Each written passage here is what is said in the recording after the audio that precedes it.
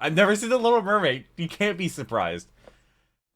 Generic Control into that Greensboro. Back with another Game 3 FNAF video. Today we're doing FNAF The New Breed, which I'm guessing it's going to be talking about the new animatronics that are going to be introduced in Security Breach. Last episode, or last video that we did was about Security Breach, and I thought Security Breach was a massive success.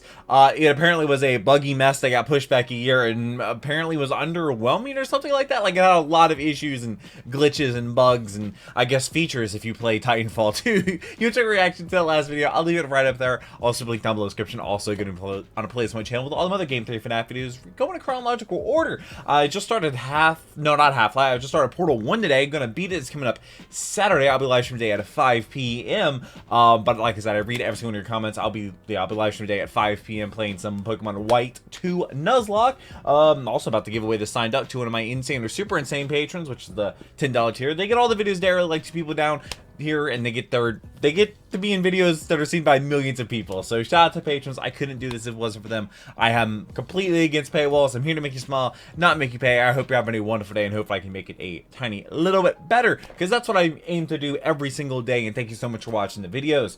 But I've still only ever played the first FNAF game, and I think somebody was talking about me playing Security Breach before it happens, because Security Breach apparently isn't that scary. It probably is going to be really scary. I'm not really sure. It's a shorter video, but let's go ahead and jump on into it.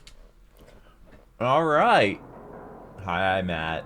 He was in last week's Heist and Markiplier video. Boring. That is okay. Been there, done that one. Guys, huddle Jump scares up. are only... Watch it, Mrs. Blue. That's pretty scary. It's kind of I reacted to it last week. At this point, there's more of you than there are Pokemon It's like scary species. stuff. Paper plate people. Here. Obscure lore-filled egg baby. Here. Jar of pickles. Great. Listen Nice. up, everyone. Y'all have a big problem on your hands. You What all is that? are yesterday's news. People Oh. know about you. They Foxy. survived you. They remember you. Well, except for you, egg baby.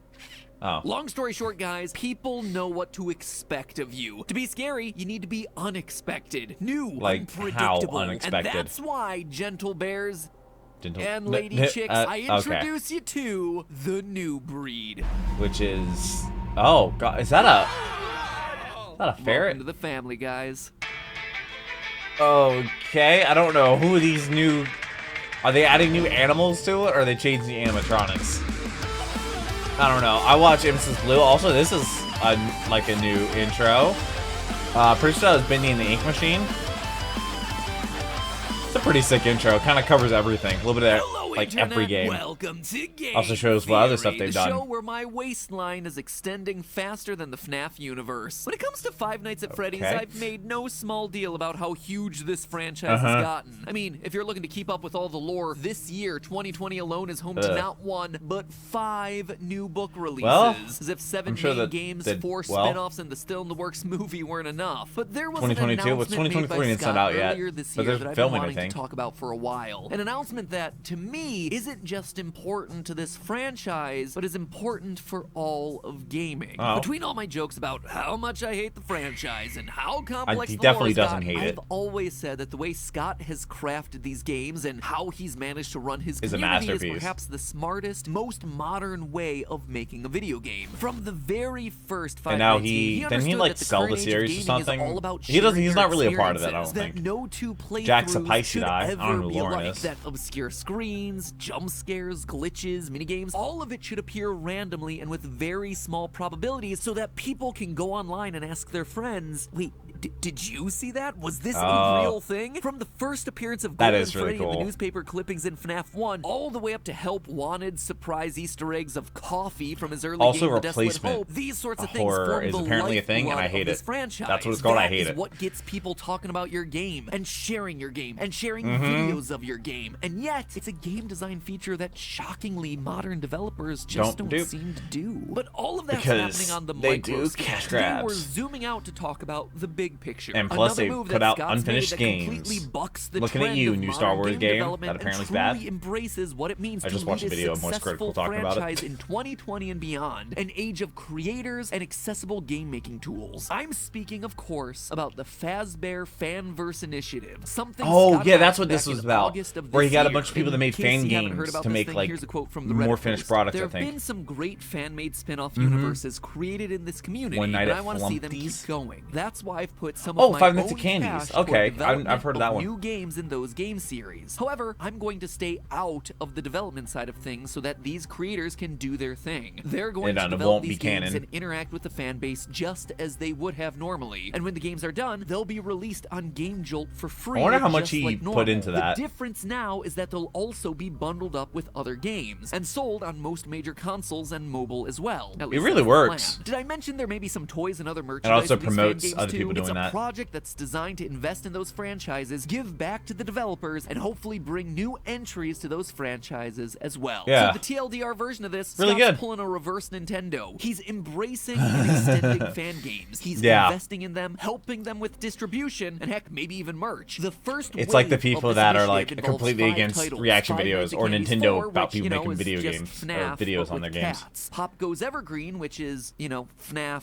with rodents. One Night Oh. at Flumpty's, which is FNAF with eggs. The Joy of Creation, which is FNAF but on fire. And But on FNAF fire? Plus, which is, well, it's just FNAF Plus. That is Plus what? obviously a big Do you simplification have to pay of for all it? these games just Like, for the joke. But is you it get like the Side point Plus? here. They're all spin-off games with the basis of Five Nights at Freddy's. Now, all of this sounds well and good, right? I mentioned That's that it actually a seemed really like Scott cool Cawthon idea. was taking the initiative to embrace and extend existing fan works. And Yep. those are words with And I'm warm, sure fuzzy those- vibes, but they're the also words fan that that have, made it well, they have themselves made a money history too. that's a lot less warm and fuzzy than you might think, thanks to a third E that's less mentioned, extinguish. That might sound harsh and seem like it's coming out of nowhere, so let me explain what I Why mean with all extinguish? this. I think it's necessary to talk about another company that publicly took the embrace and extend approach and what it meant for the evolution of an industry and how Scott is taking a similar approach but turning it on its head. Ladies and gentlemen, in it's a time for good a way, lesson on hopefully? everyone's favorite game theory topic, antitrust law. Ah. Antitrust law seems to be a hot topic these days, with Is it? Facebook robot Mark Oh. Zuckerberg and Twitter CEO Jack Dorsey getting grilled in front Well, of that Congress changed. this year not just once, but twice. While it might be a trending topic in 2020, big tech companies getting taken to task still a for topic now. monopolistic and anti-competitive business practices is nothing meanwhile, new. I think Back in the Activision's 90s, trying to before buy companies like Google Blizzard? and Twitter and Or Facebook were something? but a Microsoft? twinkle I in don't know. some source code's eye, the tech giant that everyone had their sights on was Microsoft. Yeah. And mind you, this was almost a I own decade stock in before almost anyone all had of even those. heard of an Xbox. This is back in the days of Internet Explorer, who, let me tell you, was facing some fierce competition from the likes of Chrome, Firefox. Heck no, this is the 90s, baby. Their Who was- competition looked a lot more like was that AOL? Netscape, Navigator, and Mosaic. And Microsoft I don't even know what resorted those to are. some not so pleasant, and as it turns out, not so Punch legal Out. tactics in order to edge out the I reacted competition. to Bubble McFumbles During the video on 90s, that. Microsoft was public about their strategy of embrace and extend. The basic idea is that you start by finding something that someone else has made, like a technology standard, a And protocol, then or a extend tool of it. some kind, and say, And then they "Cool, own we're it, gonna embrace or it something. and start using it ourselves." And then you extend upon it by saying, well, this thing that someone else made is cool and all, but we're gonna make it even bigger and And better. better. We're gonna build our own proprietary technology on top of it, and people can begin using our version of that old standard. Uh-huh. Steve Ballmer, who at the time was the executive vice president of Microsoft, and Developers, went on to be developers, president and later developers. CEO, Was that him? described Was that the it in dude? an interview with the New York Times. Quote, "New products and services should simply be extensions of the old. Whether it's me or the guy who replaces me because we don't do well, we'll Because keep we coming, don't do- and we will do well."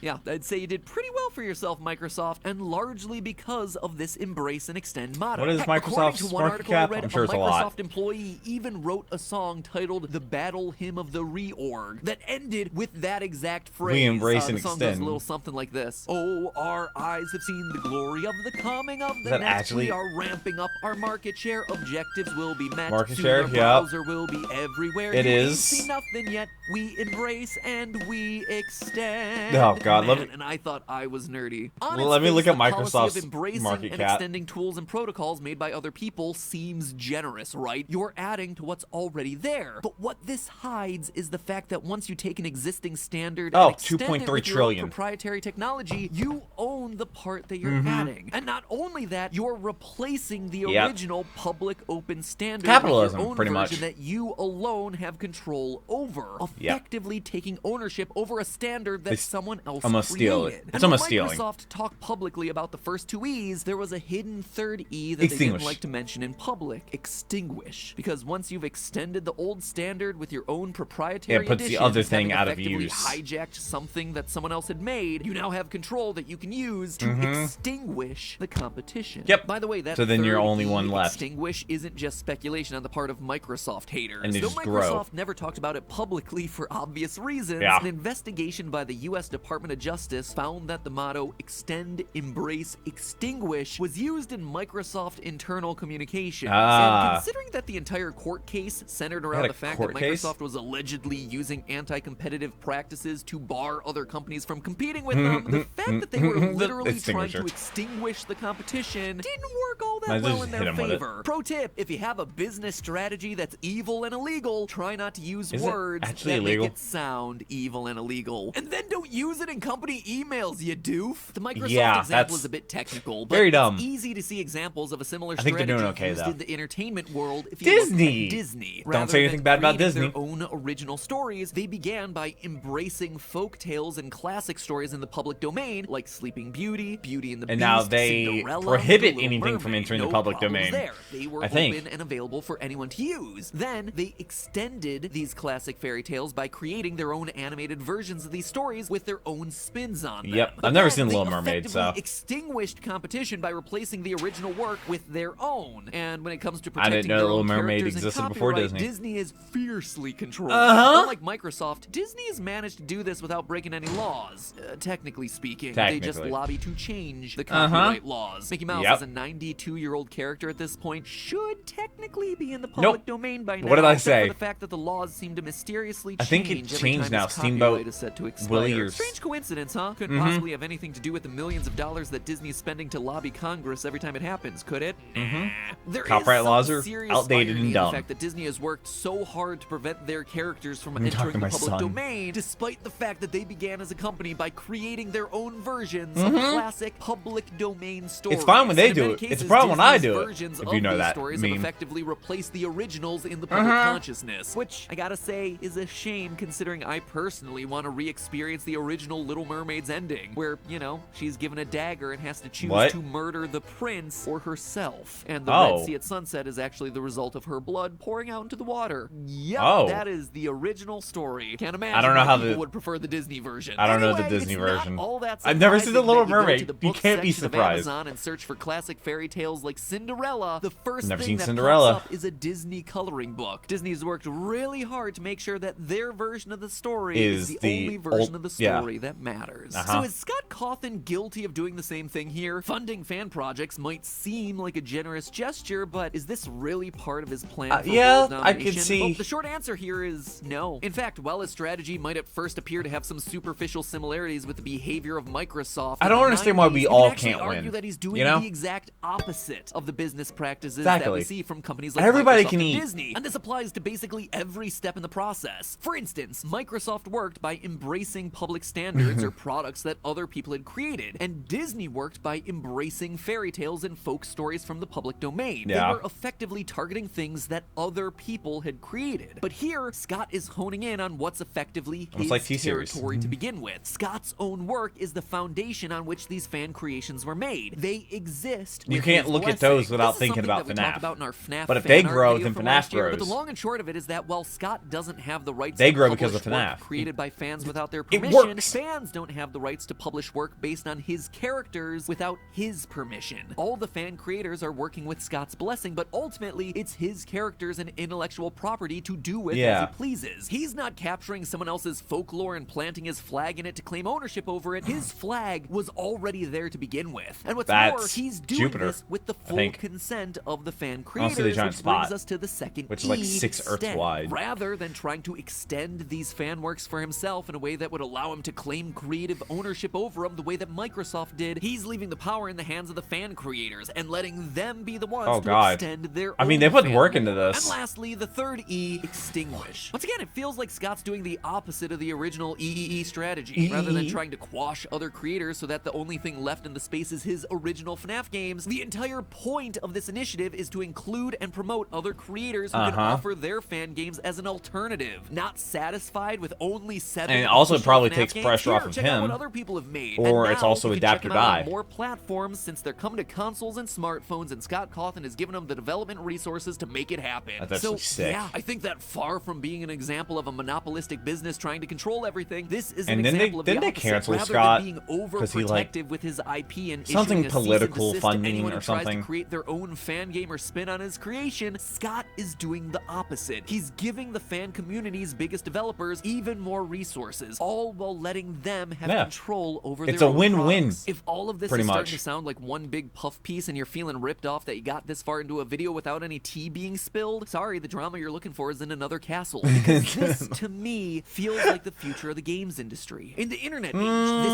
age here we are of 3 years social later, media, we not are quite. a culture of remixers. We meme, we take other people's creativity, we build upon it. We embrace the worlds that they've created to make our own original works. There's via almost fan no art, via original fan ideas fiction. anymore. That is something that should be welcomed. There's hardly embraced. anything you If can your look at product that's is important enough in completely someone's original life that and they not wanna like something develop else. Their own version of it. They want to show their own fandom by doing their own video game. Superb whatever. Morrow, friends. That is a compliment. You hire them. You bless their work. You be a mentor to them. Whatever it is. I can't help but think about Sonic Mania, which was created by a team known for their work in the Sonic fan game and ROM hack communities. I've And never played a Sega Sonic game. gave them the keys to the kingdom to produce what's I didn't know probably that. the best canonical Sonic game in recent history. Which is? Now contrast Scott okay. and Sega's Didn't say that. behavior with Nintendo, banning Twitch live streams for games that were paid for and played on release day, shutting down fan games is still because going they were on. worried about it competing with their own products, shutting down tournaments run by people that are still really passionate about a multiplayer game that was originally released The back only in Smash Bros. I've ever played. 2001. The Sorry only to one. pick on you, Nintendo, but I wouldn't be doing it if I didn't think it was deserved. Yeah, no, These are Nintendo's- bad moves. When yeah. games like Pokemon Uranium or another Metroid 2 remake come out, you just kill them. You stomp on them. What could be and are in many cases fully fleshed out games made And by it just makes creators Nintendo who look spent bad. years putting them together out of a love for your work. You put them through a shredder. Congratulations, you protected your IP. Yeah, and but you YouTubers killed that are the playing love the of your game. community in the process. And from a purely That financial standpoint, follow heck, their could've just own embraced rules. those projects. Could've They're hired not breaking those any people rules, on, they're you following polished them up Nintendo's a little rules. bit, you had 2 quick and easy money makers. If you're thinking about it from just the pure cold-hearted dollars and cents, that is money you left on the table. Period. I'm sorry. Times have changed. The Millions of industry needs dollars. to change with them. With so many scummy, exploitative, and downright crummy business practices that exist within the gaming industry, it can be easy to lose sight of the positive stories, the companies that are doing it right. And if we're able I wonder to how much he recognize actually more funded positive to this. examples of how some wonder how much it companies are costs able to to fund succeed by doing the right a thing, game that's, maybe we like, can fan get made. just a little bit more. I mean, of it's that already sort of made, thing. they just FNAF changed it a is little bit, probably. huge example of a game that isn't just a game. It's a community Or maybe of it's more of fans the that pour resources he tremendous made amounts available. of love and effort into making their own content. Whether it's the Let's Play videos that first brought the game onto the scene during its Markiplier. early days, or the people that have gone the extra mile and been inspired to create their own fan games. The Fazbear Fanverse initiative is a great example is. of what can happen when fans love a game franchise, and the franchise is willing to love them back. I just wish more people were paying attention. But hey, Yeah. that's just a theory. A game Does he ever? He theory. has to talk Thanks about for Scott watching. like not being a part.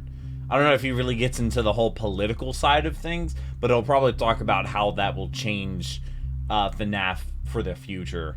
Because I'm not even going to talk about politics. Don't talk about it in the comment section. Like, don't just be arguing. You can tell me about what happened and all that. Just don't like start arguing with each other, because we're not going to have that. We're here to have a good time. We're here to make people smile. We're here to make people laugh and hopefully have a better day because they clicked on this video, which thank you so much for watching this video. I really hope that you enjoyed it. Hopefully I made your day a tiny little bit better. Did Reddit Just Solve FNAF will be out next Wednesday. I'll be live stream day at 5 p.m. I'll also be finishing Portal 1 this coming up Saturday at 5 p.m. Probably a short stream because I'm pretty close to the end, I think. Probably an hour left in the game, and then I'll be starting Portal 2 the week after that, and then probably I'll do co-op after that co-op Portal 2 after I finish it the first time. Probably people want that. I'm not really sure. But this wasn't about security breach at all. This was literally just talking about the Fanverse initiative, which is a really great idea. Like I said, everybody can win. I know in theory not everybody can win, but like in a way, everybody can win if they want to win. Like, you shouldn't be stomping and extinguishing people that are putting in the effort that they should be winning. If you, I know I didn't put it into words the best way. You might understand what I'm saying. But just basically, like, if somebody has the tools to succeed, like these people making these fan games, they obviously have skills when it comes to making games and writing. And yes, they are kind of building on what Scott did in his property and whatnot, but they have all the tools to basically be successful. So why would Scott want to squash them when he also builds him up as well? So it's a great idea. It's also a good way to get them on his side when it comes to basically who you know, when it comes to, I guess, arguments and fights and game development and stuff like that. And probably helped out these people tremendously. Probably gave them money and probably put them on the map to go develop other games. I'm not really sure if he had an anti-compete like things put into the contract that they signed. Probably did. I'm not really sure, but I hope you have a wonderful rest of the day. But until next video, take care and cue the music.